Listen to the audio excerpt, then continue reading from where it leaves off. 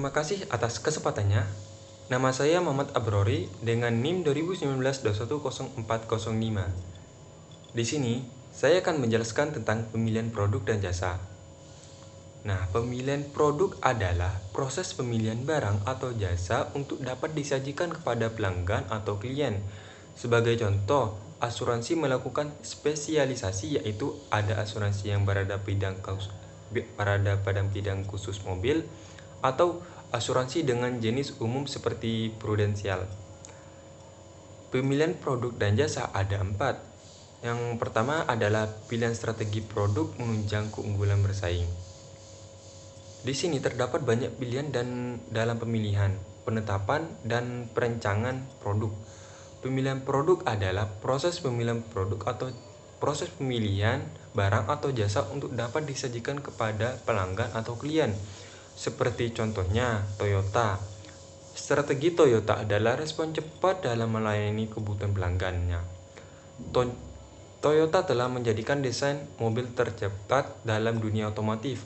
Waktu desainnya lebih singkat memungkinkan Toyota memasarkan mobil sebelum selera pelanggan berubah dan melakukan proses desain dengan teknologi dan inovasi baru.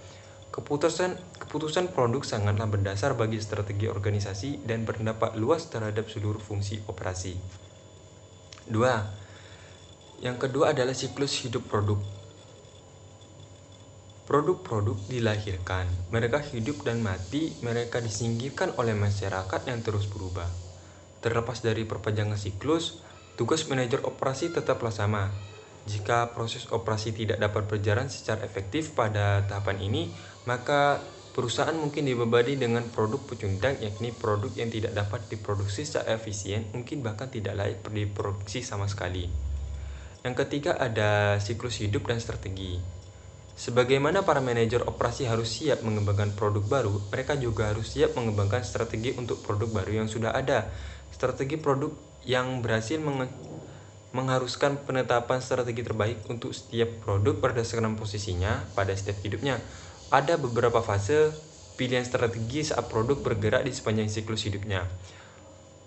Yang pertama adalah fase perkenalan, karena produk-produk pada fase perkenalan ini sedang disesuaikan dengan kondisi pasarnya dan teknik-teknik produksinya. Mungkin diperlukan pengeluaran lain-lain untuk penelitian, mengembangkan produk, modifikasi, dan perbaikan proses, serta mengembangkan pemasok. Fase pertumbuhan. Dalam fase pertumbuhan, desain produk telah mulai stabil dan diperlukan peramalan kebutuhan kapasitas yang efektif. Yang ketiga ada fase kematangan. Saat sebuah produk mencapai kematangan pesaing mulai bermunculan. Produksi dalam jumlah besar dan inovatif sangatlah sesuai pada fase ini. Pengendalian biaya yang sangat baik, berkurangnya pilihan dan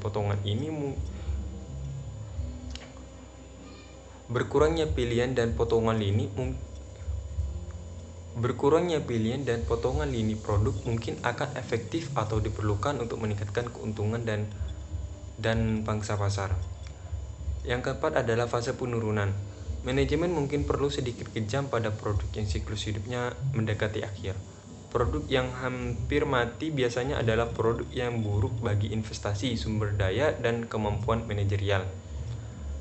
Dan yang keempat adalah analisis produk berdasarkan nilai.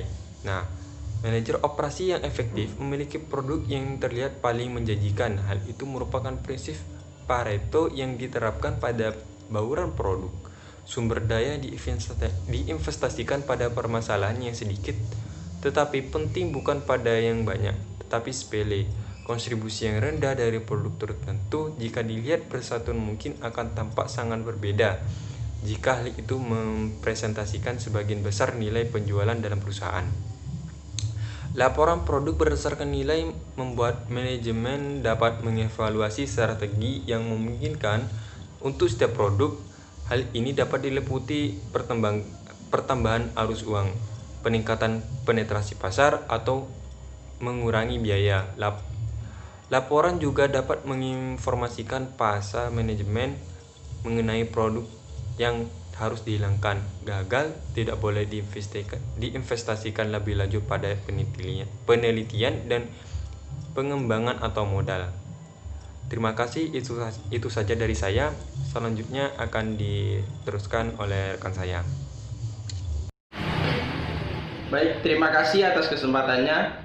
Perkenalkan, nama saya Bagus Ridho Firmansyah dengan NIM 2019-210-461. Di sini saya akan meneruskan presentasi dari rekan saya, dan saya di sini akan menjelaskan materi tentang menghasilkan produk baru. Menghasilkan produk baru adalah strategi atau proses yang dilakukan oleh suatu perusahaan dalam mengembangkan produk, memperbaiki produk lama atau memperbanyak kegunaan produk ke segmen pasar yang ada dengan asumsi pelanggan yang menginginkan unsur-unsur baru di dalam suatu produk. Peluang produk baru. Yang pertama yaitu memahami pelanggan.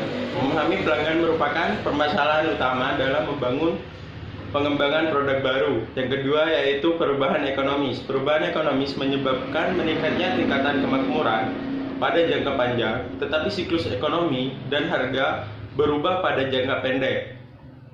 Yang ketiga yaitu perubahan sosiologis. Perubahan sosiologis dapat muncul pada beberapa faktor, seperti berkurangnya ukuran keluarga. Yang keempat yaitu perubahan teknologi. Perubahan teknologi yang membuat segala mungkin. Contohnya warnet yang sekarang sudah mulai agak kurang karena ada penjualan laptop yang murah gitu. Yang kelima yaitu perubahan politik dan peraturan. Perubahan politik atau peraturan menghasilkan perjanjian perdagangan baru, tarif baru, dan juga persyaratan kontrak yang baru dengan pemerintah. Yang terakhir yaitu perubahan lain-lain. Perubahan lain-lain dapat muncul melalui kebiasaan pasar, standar, profesional, pemasok, dan distributor. Yang kedua yaitu pentingnya produk baru. Jika Anda seorang pengusaha, ada masa di mana konsumen mulai bosan terhadap produk yang Anda miliki, baik barang maupun jasa. Perjualan produk mengalami masa stagnan, tetap malah cenderung menurun. Nilai produk Anda mulai sulit dijangkau dan susah untuk memperoleh konsumen baru. Di sisi lain, customer ingin pembaruan dari produk Anda. Ketika hal ini muncul, maka sebuah inovasi diperlukan. Dan inilah pentingnya produk baru. Yang pertama yaitu produk baru, bukti Anda terus berinovasi. Inovasi atau pembaruan mutlak diperbarui jika kita ingin bisnis yang kita kelola akan tetap survive. Tanpa inovasi, mustahil sebuah usaha bisa terus bertahan. Kita tentu masih ingat bisnis wartel yang menggurita pada tahun 2000-an. Kini sudah mulai tergerus zaman karena adanya telepon seluler. Bisnis wartel pun berjatuhan. Ya, tanpa inovasi, bisnis kita bisa gulung tikar. Tanpa inovasi, seseorang pengusaha akan memilih untuk mengobral, mendiskon, atau mengecer produknya.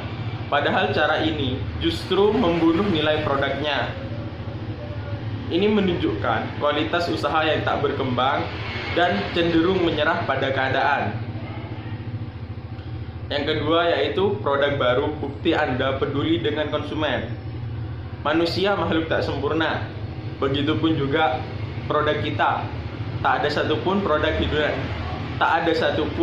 di dunia ini yang sempurna. Sebagai contoh, modem. Modem adalah salah satu produk yang sempurna untuk bisa mendapatkan akses di berbagai tempat. Namun sekarang, seiring berkembangnya zaman, modem mulai ditinggalkan. Produsen modem mulai meluncurkan produk baru berupa WiFi portable yang jangkauannya lebih luas dan lebih kompatibel dengan berbagai gadget. Peluncuran produk baru ini bukti bahwa produsen peduli dengan konsumen. Yang ketiga yaitu produk baru bisa mengakses konsumen baru. Seberapa jauh tingkatan Anda dan produk Anda untuk memperoleh konsumen? Sebagai contoh, sekarang telepon rumah tidak lagi terpakai karena sudah tergantikan dengan handphone. atau smartphone lah. Telepon rumah biasanya hanya satu per rumah. Namun sekarang, seiring berkembangnya zaman, handphone bisa dimiliki oleh semua orang rumah. Jadi, mayoritas kaum milenial seperti sekarang tidak lagi menggunakan telepon rumah, tetapi menggunakan handphone atau smartphone. Sistem pengembangan produk. Di dalam sistem pengembangan produk terdapat beberapa poin penting. Yang pertama yaitu penciptaan ide. Tahapan ini adalah tahapan awal bagi kita dalam menentukan produk yang ingin kita ciptakan. Yang kedua yaitu penyaringan ide. Pada tahapan ini kita mulai menyaring, menseleksi atau bahkan mengombinasikan ide-ide yang ada. Yang ketiga yaitu pembuatan dan pengujian ide. Pada tahapan ini, kita mulai membuat serta menguji ide yang telah terbentuk hingga menjadi sebuah produk yang berkualitas dan sesuai dengan harapan. Yang keempat yaitu pengembangan strategi pemasaran. Tahap ini adalah tahapan kita dalam membuat dan menyusun strategi pemasaran yang efektif yang dapat digunakan dalam memperkenalkan produk tersebut kepada konsumen. Yang kelima yaitu analisis usaha. Dalam tahapan ini adalah kita melihat dan menganalisa apakah produk yang telah dipasarkan dapat memperoleh keuntungan atau tidak. Yang keenam yaitu pengembangan produk. Pada tahapan ini kita mulai mengembangkan produk yang telah dikonsep dari awal menjadi sebuah produk yang sesuai hasil analisis yang telah dilakukan sebelumnya. Yang ketujuh yaitu market testing atau testing pemasaran. Tahapan ini adalah tahapan dalam mempelajari performa terhadap produk yang dipasarkan. Apakah produk tersebut sudah memenuhi target atau belum. Yang ke-8 atau yang terakhir yaitu komersialisasi. Tahapan ini merupakan tahapan terakhir dalam penciptaan dan pengembangan produk. Tahapan ini adalah tahapan yang dilakukan demi menunjang penjualan yang telah diciptakan dan dikembangkan. Selanjutnya yaitu Quality Function Deployment atau QFD.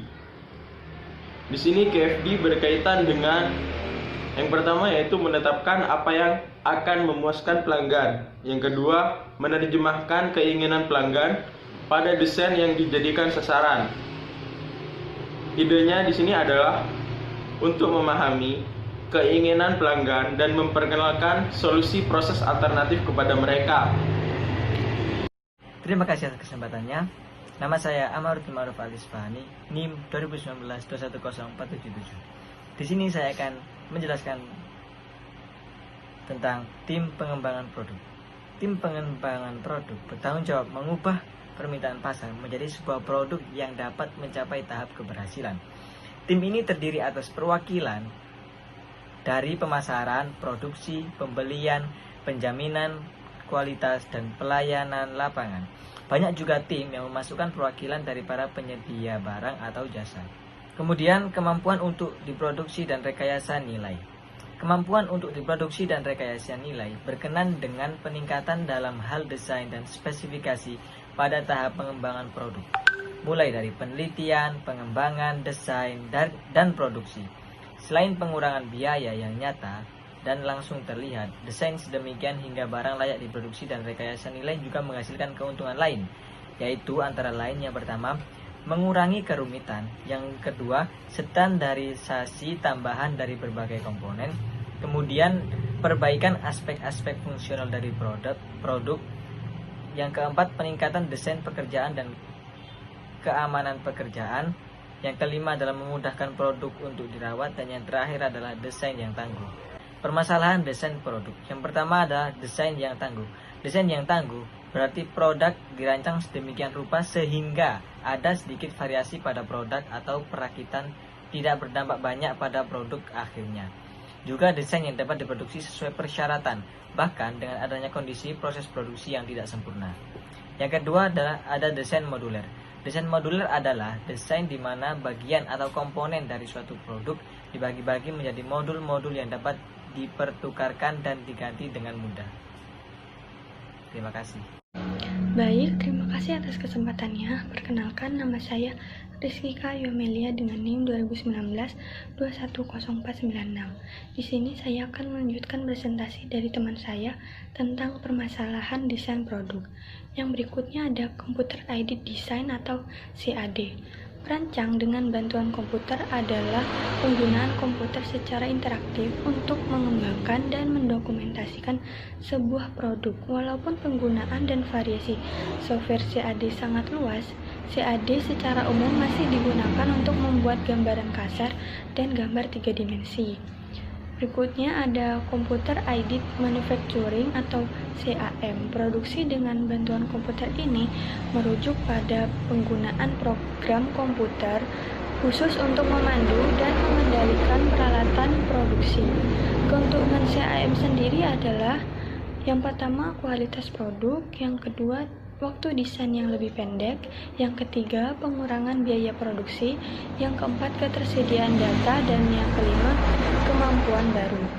Selanjutnya ada teknologi virtual reality atau teknologi virtual yang merupakan bentuk komunikasinya secara tampilan di mana gambar menggantikan benda aslinya, tetapi masih memungkinkan pengguna untuk menanggapi secara interaktif. Dan yang selanjutnya ada analisis nilai atau value analysis.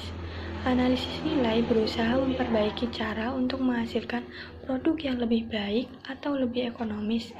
Teknik dan keuntungan analisis nilai sama dengan yang terdapat pada rekayasa nilai, walaupun perubahan kecil pada penerapannya mungkin diperlukan karena analisis nilai terjadi saat produksi sedang diproduk. Terima kasih. Selanjutnya akan dilanjutkan oleh rekan saya. Terima kasih atas kesempatannya. Nama saya Pravitria Distadra Rakusya dengan NIM 2019-210544. Di sini saya akan menjelaskan tentang persaingan berdasarkan waktu. Nah, apa itu persaingan berdasarkan waktu? Nah, persaingan berdasarkan waktu adalah persaingan yang dipengaruhi oleh waktu, mengembangkan produk dengan cepat, dan melemparkannya ke pasar. Nah, pada saat ini telah diperkenalkan 3 strategi pengembangan eksternal yang sering digunakan perusahaan besar. Nah, yang pertama yaitu membeli teknologi dengan cara mengakuisisi perusahaan. Seperti Microsoft dan Cisco System merupakan contoh perusahaan berteknologi canggih yang sering mempercepat pengembangan mereka dengan mengakuisisi perusahaan yang telah mengembangkan teknologi yang sesuai dengan misi mereka. Yang kedua yaitu usaha patungan. Nah, usaha patungan itu yaitu perusahaan yang membentuk kepemilikan bersama untuk menghadiri produk baru atau menguasai pasar baru. Nah, yang ketiga ada aliansi. Nah, aliansi yaitu perjanjian kerjasama yang menjadikan beberapa perusahaan tetap independen, tetapi dengan mencapai strategi yang sesuai dengan misi masing-masing. Nah, selanjutnya yaitu ada mendefinikan suatu produk. Nah, mendefinikan suatu produk yaitu seperti definisi barang dan jasa dari segi fungsinya, yaitu apa yang dapat dilakukan olehnya. Kemudian produk tersebut dirancang dan perusahaan menentukan bagaimana fungsi tersebut dapat tercapai. Manajemen biasanya mempunyai beragam pilihan bagaimana sebuah produk dapat mencapai tujuan fungsionalnya. Seperti contoh yaitu saat jam alarm diproduksi, aspek desain seperti warna, ukuran, atau lokasi tombol dapat membuat perbedaan mendasar pada kemudahan produksi, kualitas, dan penerima pasar. Sekian presentasi dari saya. Assalamualaikum warahmatullahi wabarakatuh. Terima kasih atas kesempatannya. Nama saya Abila Riri Surmawati dengan NIM 2019-210551. Di sini saya akan menjelaskan mengenai mendefinisikan suatu produk. Yang pertama yaitu keputusan membuat atau membeli. Perusahaan dapat memilih untuk memproduksi komponen mereka sendiri atau membeli perusahaan lainnya. Pemilihan ini dikenal sebagai keputusan membuat atau membeli, atau make or buy. Keputusan membuat atau membeli, atau make or buy decision, membedakan antara apa yang perusahaan inginkan untuk diproduksi dan apa yang dibeli, karena adanya variasi kualitas, harga, dan jadwal pengantaran. Keputusan membuat atau membeli sangat penting bagi pendefinisian produk. Banyak produk yang dibeli sebagai sebuah produk standar yang diproduksi pihak lain. Kedua yaitu teknologi kelompok. Teknologi kelompok adalah sistem pemberian kode pada produk atau yang menyatakan jenis proses dan parameter prosesnya. Sistem ini memungkinkan pengelompokan dari produk-produk serupa. Teknologi kelompok memberikan cara yang sistematis dalam mengkaji suatu kelompok komponen. Selanjutnya, melihat apakah komponen yang ada telah memadai. Penerapan teknologi kelompok secara sukses akan dapat menghasilkan keuntungan. Kemudian ada dokumen untuk produksi. Product Life Cycle Management atau PLM merupakan sebuah pendekatan sistematik untuk mengelola perubahan secara beruntun, mulai dari desain, pengembangan hingga fase akhir sebuah produk tidak digunakan kembali. Selanjutnya yaitu dokumen untuk jasa. Dokumen pada jasa sering berbentuk perintah kerja yang eksplisit yang merinci apa yang akan terjadi pada moment of truth. Sebagai contoh, terlepas dari beberapa baik sebuah produk bank dan bentuk cek, simpanan, deposito, pinjaman, dan lain-lain. Jika moment of truth tidak dilakukan dengan baik, maka produk mungkin tidak diterima dengan baik pula. Kemudian selanjutnya yaitu penerapan pohon keputusan pada desain produk. Pohon keputusan sangat bermanfaat terutama saat terdapat rentetan keputusan dan beragam hasil yang mengakibatkan keputusan selanjutnya yang diikuti hasil yang lain. Untuk membentuk sebuah pohon keputusan, biasanya digunakan prosedur. Yang pertama yaitu pastikan semua alternatif yang mungkin ada dan keadaan sudah dimasukkan ke pohon, termasuk alternatif untuk tidak melakukan apa-apa. Kedua yaitu pengembalian hasil atau payoff, dimasukkan pada akhir setiap cabang yang bersesuaian. Ketiga yaitu tujuannya adalah menetapkan nilai ekspektasi dari setiap tindakan yang ada. Sekian presentasi dari saya. Selanjutnya akan dilanjutkan oleh rekan saya. Transisi menuju produksi. Transisi menuju produksi di dalam tahap ini ialah akhirnya suatu produk baik berupa barang maupun jasa telah dipilih, dirancang, dan didefinisikan. Produk telah berkembang dari sebuah ide menjadi definisi yang fungsional, kemudian mungkin menjadi sebuah desain. Sekarang, manajemen harus membuat keputusan untuk mengembangkan ide produk tersebut lebih lanjut dan memproduksinya atau menghentikannya. Satu dari seni manajemen modern adalah mengetahui kapan memindahkan sebuah produk dari tahap pengembangan ke tahap produksi. Pemindahan ini dikenal sebagai transisi menuju produksi. Karena cenderung melihat perkembangan produk sebagai sesuatu yang terus berkembang, mereka mungkin tidak pernah menyelesaikan produk. Namun sebagaimana yang telah kita simak sebelumnya, perkenalan produk yang terlambat dapat mengakibatkan biaya yang tinggi. Walaupun terdapat tekanan konflik ini, manajemen harus mengambil atau membuat sebuah keputusan, mengembangkan lebih lanjut atau melakukan produksi atau menghentikannya.